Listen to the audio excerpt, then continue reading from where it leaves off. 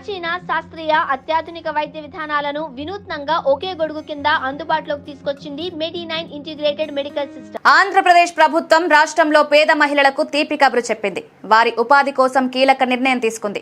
రాష్ట్రంలో పేద మహిళలకు కుట్టు మిషన్లు ఉచితంగా అందించనుంది. టైలరింగ్ లో కూడా శిక్షణ ఇస్తారు. రాష్ట్ర వ్యాప్తంగా బీసీ, ఈడబ్ల్యూఎస్ వర్గాలకు చెందిన దాదాపు 1,00,000 మంది పేద మహిళలకు కుట్టు మిషన్లు అందిస్తారు. 2024-25 సంవత్సరానికి సంబంధించి వీటిని పంపిణీ చేశారు. అన్ని జిల్లాల్లో గ్రామ, వార్డు సచివాలయాల్లో 2 రోజుల్లో దరఖాస్తులు స్వీకరించనున్నారు. 10 రోజుల్లో శిక్షణ కార్యక్రమాలు మొదలు పెడతారు. మహిళలకు టైలరింగ్ లో శిక్షణ ఇచ్చేందుకు కాంట్రాక్టర్ ఎంపిక కూడా పూర్తి చేశారు.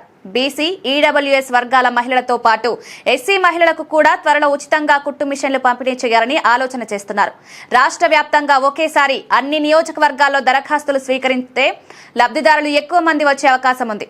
అందుకే తొలి విడతగా 26 జిల్లాల పరిధిలో ఉన్న 60 నియోజకవర్గాల్లో ఈ ఉచిత కుట్టు మిషన్ల పంపిణీ పథకాన్ని అమలు చేయాలని భావిస్తోంది.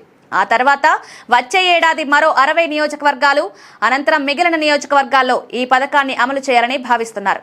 తొలి విడతలో ఒక్కో నియోజకవర్గం నుంచి 2 నుండి 3,000 మంది బీసీ, ఈడబ్ల్యూఎస్ వర్గాల మహిళల నుంచి అర్హులను గుర్తిస్తారు. ఒకవేళ ఎక్కువ దరఖాస్తులు వస్తే వాటిని స్క్రూటినీ చేసి ఆ తర్వాత విడతలో పరిగణలోకి తీసుకుంటారు.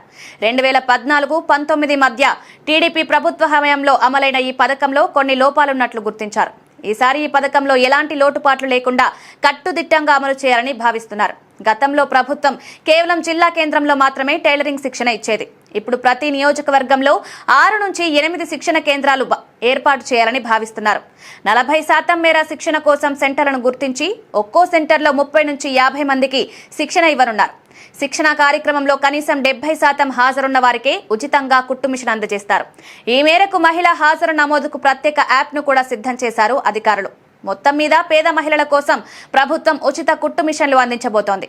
మహిళలకు ఉపాధి కల్పించడంతో పాటు ఆర్థికంగా నిలదొక్కునేందుకు వీలుగా ఈ పథకాన్ని అమలు చేస్తున్నట్లు ప్రభుత్వం చెబుతోంది.